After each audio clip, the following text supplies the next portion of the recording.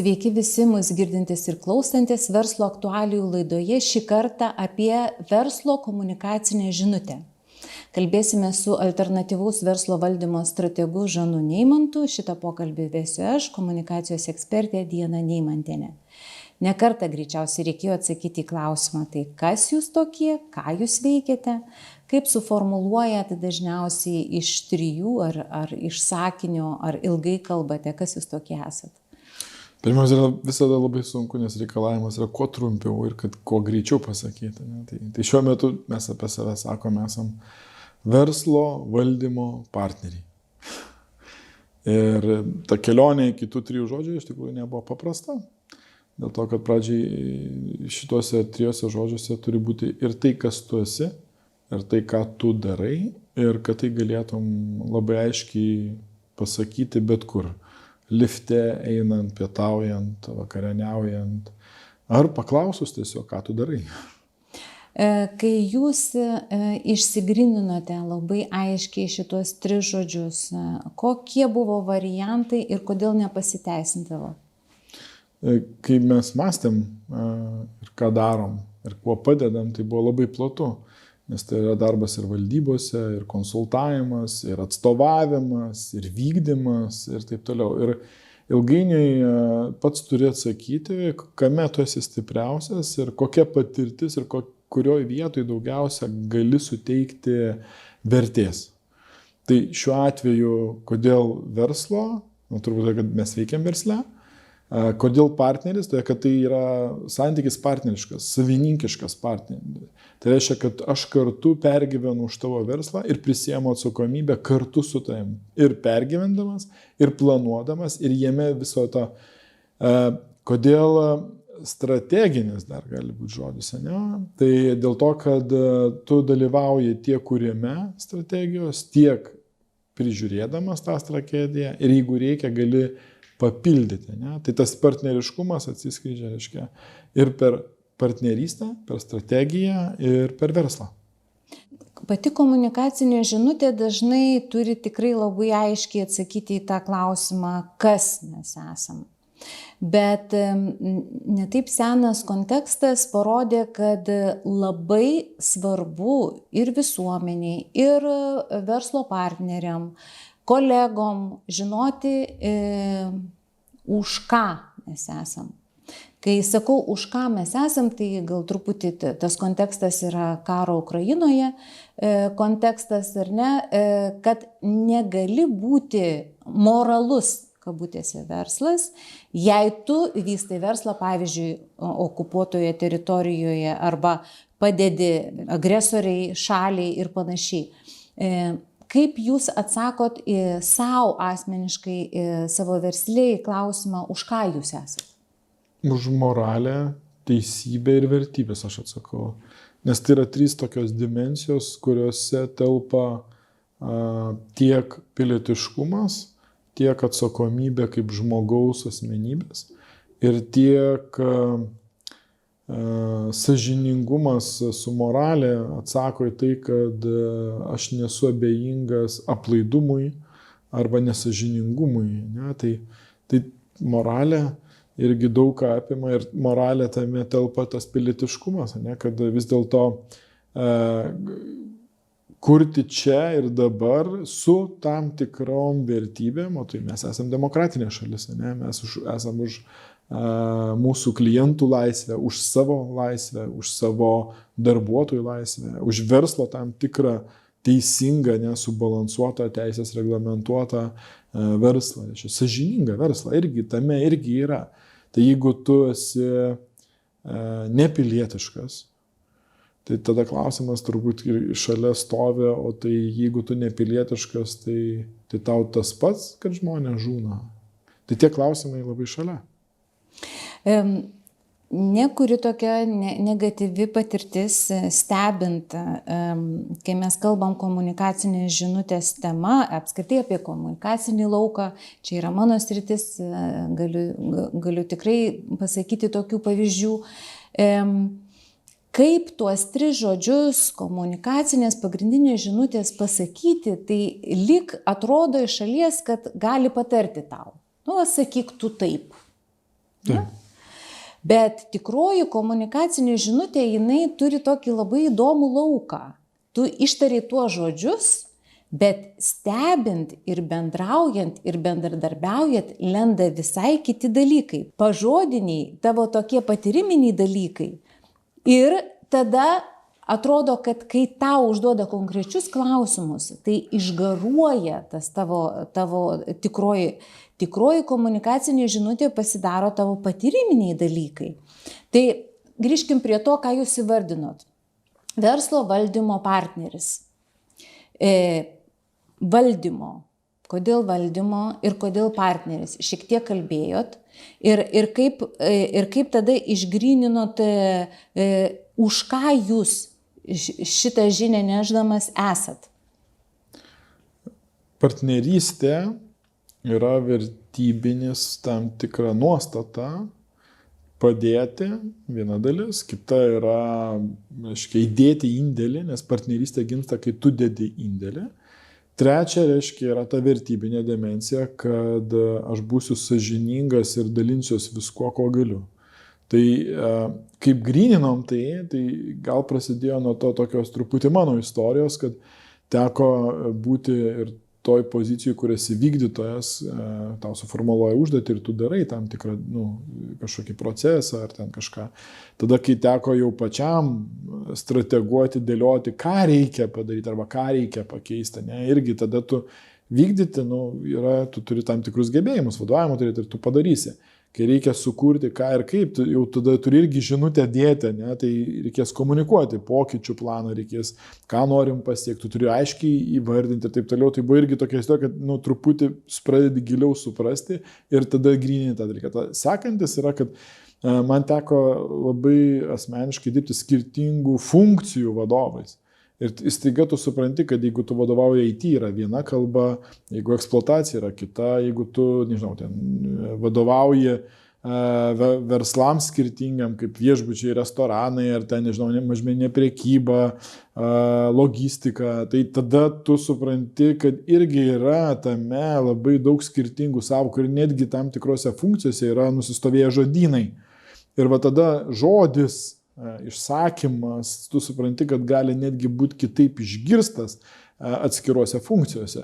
Tai ir kai mano ta patirtis tokia labai pakopinė skirtingose sferose, tiek funkcijose, tiek, kaip sakyti, funkcija kaip verslo skirtingo, bet to pačiu ir pati funkcija, ką aš darau, vykdau, kartu kuriu, kontroliuoju, dalyvauju strategijos jau tų funkcijų sujungime ir tada visas tas kelionė, ta tokia irgi man padėjo suprasti tai, ką aš esu išmokęs, ką aš labai konkrečiai darau ir koks mano indėlis galimas. Nes aš turiu patirties labai konkrečios vienu ar kitokio būdų, aš galiu iškart pasiūlyti meniu, kaip galima spręsti. Ir tada yra diskusija apie realią situaciją, ar tai galimas sprendimo būdas. Tai mano indėlis gaunasi partneriškas. Aš iš karto duodu galimybės pasirinkti tam tikrus sprendimus ir aš esu tuo pačiu ne tai, kad išrašiau receptą, bet aš netgi galiu pasakyti, kas buvo gerai, kas buvo blogai ir kur čia tiks ir kur čia netiks, o gal reikia pamodifikuoti. Tai kadangi pats savo rankom tai dariau, tai aš mokau užduoti ir klausimus pasitikslinti ir palyginti tas situacijas. Ir komunikacijoje tuo pačiu galiu pasakyti, mes taip ir taip sakėm ir neveikia, arba neišgirdo, arba kitaip suprato. Ir čia irgi yra patirtis būtent per tokio vertybinio dialogo, sakyčiau, mokintis tai ir girdėti reikia, ir išgirsti skirtingas pozicijas, skirtingas girdėjimo būdus, netgi gal sakykime taip. Ir iš to tada padeda suformuluoti labai konkrečius žodžius, kurie atspindi tą visumą. Žodžiai, kurie atspindi visumą, nuo to pabaikime tą pirmąjį mūsų startą. Žodžiai, kurie atspindi visumą. Aš sakyčiau, žodžiai, kurie dar atspindi turinį. Net mano patyrimą šituo klausimu. Jūs sakote verslo valdymo partneris. Labai dažnai pasitikrinimui tinka toks labai paprastas, aš nežinau, skirtingom auditorijom prisistatymas. Kiek jums teko, gal jūs galėtumėte šiek tiek kaip jūs, sakykime, nežinau, kažkokiai giminaitiai, mažai mergaitiai kažkokių skirtingų auditorijų, nes ne visada jums tenka kalbėti tik tai tam partneriui, kuris norėtų su jumis bendradarbiauti, verslo partneriui, ne? Betgi užduoda klausimą, tai ką jūs ten veikite, ką dirbate, kokia jūsų patirtis, kas jūs tokie esat, tai kaip tose skirtingose auditorijose. Jo, skirtingose auditorijose tenka tos 3 žodžius papildyti. Ne? Jeigu, kaip pavyzdys, ne? Personalo kokie direktoriai ir vadovai klausia, aha, tai partneris, ir tada jie, pavyzdžiui, klausia, jie sako, verslą suprantam, valdymą suprantam, o tai kodėl partneris? Ir ką tai reiškia tas partneris? Tai tada tenka paaiškinti, kad partnerystė valdyboje arba valdymo kažkokiam komitete ar kažkur, ką aš darau, ne? Kad aš esu lygiai toks pat valdybos narys, apinantis ir domintis visą organizaciją ir visom funkcijom. Tai nereiškia, kad vienai sričiai, nes dažnai būna žmonės supranta, kad partnerystė galbūt esi ekspertas tik vienoje srityje, bet valdymas yra toks visuminis dalykas. Jeigu, pavyzdžiui, klausia savininkas, tai jam irgi tas pažodis, tai kur čia, verslą suprantu, reiškia, o tai partneris ką reiškia. Ir tada aš sakau, partneris yra tas, kuris kartu su tavim pergyvena už verslą, žiūri šeimininkiškai, sako tiesą ir taip toliau. Ir kas yra įdomu, kad tas pats žodis labai turi būti patikslintas labai aiškiai. Ne? Ir atsakyta, kaip, kokiu būdu. Taip, konkrečiai, ką tu darysi. Taip. Bet yra iš to, kas klausia, jisai irgi suimponuoja, ką jis nori pasitikslinti. Ne? Nes aš irgi kartais klausiu, gerai, o tai ką reiškia būti finansų direktoriui, būti partneriu, pavyzdžiui. Ne? Ką reiškia būti labiau partnerišku, būnant personalo vadovu. Ką reiškia būti buhalterių partneriu. Ir tai yra, iš tikrųjų, kai tu pasakai, tai yra skirtingi tie partneriai, truputį, ne?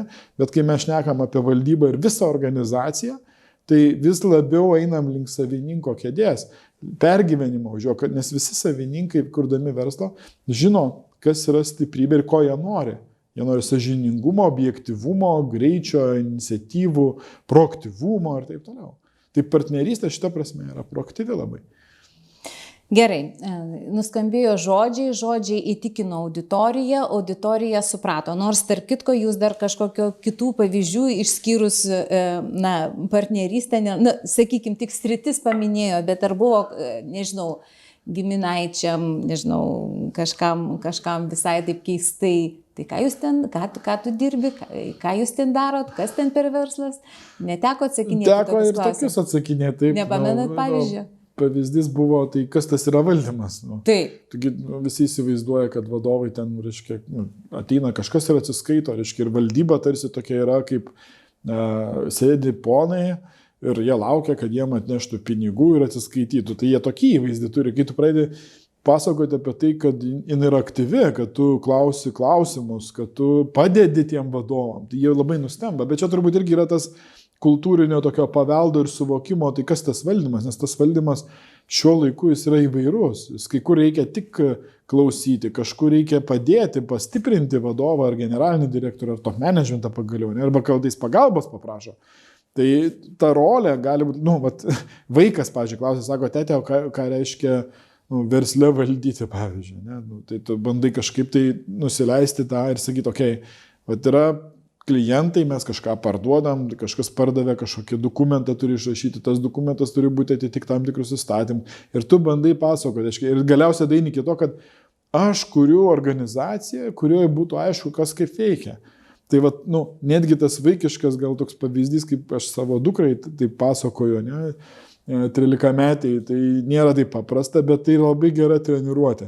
Aš manau, kad kai kompanijos sugalvoja kažką transliuoti ir kviečiasi PR agentūras, tai jie irgi tos pačius dalykus ateina ir klausia, tai ką tu darai, kodėl, kaip ir būtų gerai, kad tai sutaptų su to, ką tu iš tikrųjų darai, o ne kažkaip geriau prisistatai, nes kai ateis, kaip minėjote, spaudos konferencija, tai tu išmoktą tekstą pasakysi, bet galiausiai ateis ir kažkas paklaus, o kaip jūs tai realizuojate, o kodėl jūs tai darot.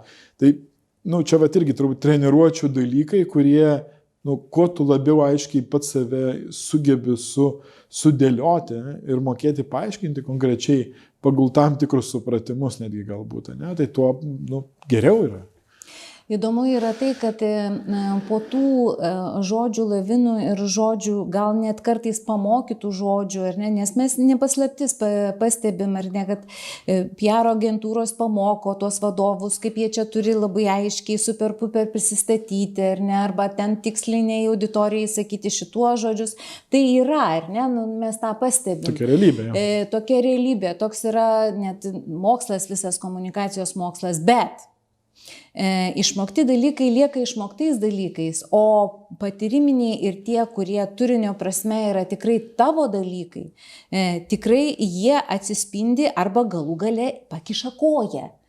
Tai kiek jūs sutiktumėt, kad turinys, tai yra kas jūs iš tikrųjų esate, padeda, o gal trukdo, aš nežinau, jums toliau vystyti verslą ir kiek jūs pasislėpėte arba kiek jūs pats esate šitas verslo valdymo partneris? Pirmiausia, aš tikiu tuo, reikėtų sakyti turbūt to, kad tai, kas turinyje esi ir ką tu darai ir ką tu darėjai jau ir kur tu turi patirti, tai yra esmė. O žinutė turi būti atspindinti tą esmę ir tą turinį. Gali pameluoti, gali parduoti 1, 2, 3 kartus, bet ilgalaikiai perspektyvoje grįšime tai, kas tiesiog iš manęs išeis tai, kas aš esu. Ir galiu nuvilti. Tai aš kuriu tada iliuziją kažkam, tai žadu tam tikrus dalykus, kurių negaliu galbūt įvykdyti. Ne? Tai va čia irgi aš labai gerbiu ir stengiuosi būti garbingas ir aš tai vadinu reputacija. Kad man reikia susivokti ir vis pareflektuoti, ne kas aš esu, ir apie žinutę, bet ir apie mano veiklą. Jeigu tai aš sakau, kad tai darau puikiai ir iš tikrųjų aš nedarau puikiai, kiek ilgai aš tai darysiu ir man ta kaina reputacijos gali būti per brangi. Tai aš noriu tikėti, kad verslai visi galvoja apie reputaciją ir ilgalaikiškumą, nes verslas kuriamas dėl to, kad kurti vertę savininkui, kurti vertę darbuotoją, kurti vertę visuomeniai per savo paslaugos ir taip toliau. Ir ta žinutė, jeigu jinai meluoja, tai kažką nuskriaudžia. Kiek gali būti žinutė manipuliatyvi? Ji reikalinga kartais, kad tave išgirstų. Kokiu atveju? Turbūt, kaip aš sakau, tarp daug reklamų, kartais reikia rasti tą žodį, į kurį suklustų. Ar tai yra ta manipuliacija blogąja prasme? Aš manau, kad aš tikiu, kad vertybiškai reikia pasirinkti žodį, kuri atkreiptų dėmesį galbūt. Bet tada yra tikslas komunikuoti ir surinkti dėmesį, bet po to sakyti tai, kas yra. Tai aš pateisinu tas manipulacijas šitą prasme. Nemelagystės prasme. Kai kuriamos PR agentūrų pagalba daug dalykų, įvaizdžiai, strateginiai komunikacijos planai, bet kuriai sričiai, marketingui, rinkodarai ir taip toliau. Taip. Tai tikrai visada norėsis to klausimo, kas esmė, kas iš tikrųjų esate. Kodėl taip sakau? Todėl, kad jei nesutaps įžvalga, kas yra iš tikrųjų, tai tada viskas eis veltui, niekas netarnaus, nesilipdys į bendrą sistemą. Kiek jūsų aiški dabar jau jūsų išvystyta žinutė padeda jums tiesiog drąsiai, greitai iš karto parduoti save ar pasiūlyti verslą, kiek jūs pastebėjot, kai jūs aiškiai, taip kaip yra patirtyje, pristatot save? Pirmiausia, padeda galbūt greičio prasme, kad greitai pasakyti. Bet tai nėra pabaiga ir tai nėra iš karto rezultatas dažnai, nes vis tiek mes kalbam apie tokias pokyčius dažniausia, arba pokyčius organizacijoje, arba kažkokius pakeitimus, arba sutvarkymą, aš kartais net paminiu tą žodį. Tai yra antra fazė, kur yra labai svarbus konfidencialumas, pasitikėjimas ir įsitikinimas, nes kiekvienas savininkas ar vadovas nori įsitikinti, kad tikrai verta tą daryti ir kartais ne visada aš irgi sutinku girdėdamas, nes dažnai ateini į įmonę, pristatai, ką tu gali Ir jie sako, o, mums kaip tik, čia viskas gerai, bet tada yra kita dalis, kur aš klausiu, kaip yra. Ir čia lygiai tas pats yra atvirkštinis veidrodis. Tai kai mano versle tas labai svarbu yra išgirdimas, susikalbėjimas, poreikių, išsiaiškinimas ir ar aš tikiu tuo, kad aš galiu padaryti. Aš savo užduodu tą nuolat klausimą, ar aš galėsiu padėti tam verslui ir padaryti labai gerai. Tai va čia ta partneriškumo mano istorija irgi išlenda. Jeigu mes kalbame apie marketingą, rinkodarą ir kitus dalykus, tai versluose tai yra labai svarbi dalis, pardavimų dalis, kaip pristatyti, kaip prikviesti žmonių ir taip toliau, bet iš mano perspektyvos, iš valdymo perspektyvos aš visą laiką turiu klausimų, kaip mes matuojam, koks rezultatas. Ne? Tai vienas yra, kai ateina klientų skaičius padidėja ar produktų pardavimai padidėja. Kita dalis yra, o pakartotinis rautas atėjo, ar pakartotiniai pardavimai buvo. Ir čia ta turbūt antra dalis yra apie kokybę. Vieną kartą parduoti nėra problemų. Naujovė, spalvos, ten visą tie dalykai psichologijos, pristatymai, įtaiga ir taip toliau. Tai čia ta manipulacija. Bet jeigu mes kalbame apie verslą, kad visi nori verslo ilgalaikiško, nenori, greitą verslą padaryti, nėra daug tai problemų. Padarėjai, visi nusivylę ir viskas, ir baigėsi verslas. Bet mes kalbame apie tai, kad mes norim ilgiau kurti vertę, tai tada ta dalis, kurią patenkinti poreikį kliento ir ta žinutė tada, tu vieną kartą nusipirkai neskanu, tu turbūt nebepirksi, nesvarbu, ką jau ten pasakys, o kad tu asmeniškai jau patyrei tai.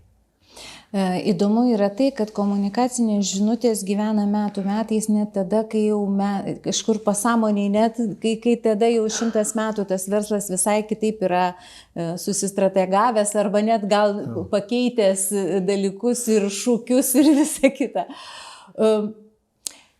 Kai dar jūs galvojat, kad labai svarbu apie save, ar ne? Bet kai jūs sakot partneriškai ir tada laukiat tos žinutės iš kito, kad jis irgi aiškiai pasakytų, kokių neaiškiausių jums buvo situacijų, kiek žmonės aiškino, kas jie tokie yra ir ką jie daro. Būna labai įvairiai, iš tikrųjų yra klientų, kurie mes gal 3 valandas man pasakojo, ką jie daro. Ir galiausiai aš taip ir nesupratau, nes jie darė viską. Jie ir aptarnavo, ir pardavinėjo, ir palaikė. Ir tada aš bandžiau dar surasti, padėti susirasti ir supratau, kad tai yra labai sudėtinga, kai žmonės daro viską. Iš vienos pusės kaip ir gali būti privalumas, ne, kad viską daro, bet dažnai palyginus konkurentus ir kažką tai, kažkas kažką geriau daro ir žmonės geriau atsimena tam tikrus labai aiškius dalykus. Jeigu tu darai viską, tai tada liktai suoponuoja, kad tu nekokybiškai darai kažką tai. Ir čia tas mūsų toks irgi vartotojiškumas nepadeda verslui. Ir tada, jeigu jis negali suformuluoti, o ilgai pasakoja, tada sakai, o tai ką galiausiai mes užrašysim, nežinau, ant parduotuvės vitrinų, ne vitrinos, ant iškabos.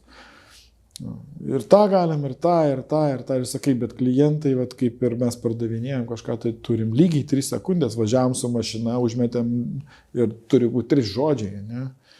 Ir jeigu jų mes negalim ten visą rašinėlę, tai mes nebeskiriam tiek dėmesio tiem dalykam. Ir tai būna dažnai problema. Tai ne veltui yra pagalba, ne? Kad kaip tai daryti, kodėl daryti. Ne? Bet čia irgi yra kita pusė. Aš visada sakau, kad jeigu savininkas nori taip, jisai mato tame prasme, jis turi teisę gyventi. Bet dažnai būna, kai su teisė gyventi taip, jis kažko nepatenkintas. Ir tada klausimas, ką jis nori pakeisti. Ir tada pradedam nuo to kalbėti. Ir tada viena iš dalių pakeisti, nes jeigu tu nežinai, ką keisi, kaip keisi, kodėl, ir jeigu tai susijęs su kažkokia rinkodara, prisistatymu arba naujų klientų atradimu, tai ta žinutė dar daugiau susiaktualėja ir jeigu tu nesi susikoncentravęs arba nežinai, ką pakeisti, labai sudėtinga surasti tos atsakymus. Tai ačiū už pokalbį šį kartą. Iš tikrųjų tikrai atsakiusi klausimą, kas aš esu, kas mes esam, ar ne, greičiausiai atsiras ir būdai, kaip mes būsime ir ką mes darysime. Tai ačiū šį kartą už pokalbį. Įdomu, kad pagrindinė žinutė, kas mes esam, tikrai yra aktuali bet kurioje srityje. Tai tikiuosi klausytojam tiko, ką mes čia pasidalinome. Klausykitės mūsų ir į kitą kartą, o šį kartą dėkoju Žanui, alternatyvaus verslo valdymo strategui. Šitą pokalbį vedžiau aš, Diana Neimantienė, atsisveikinam, sudie.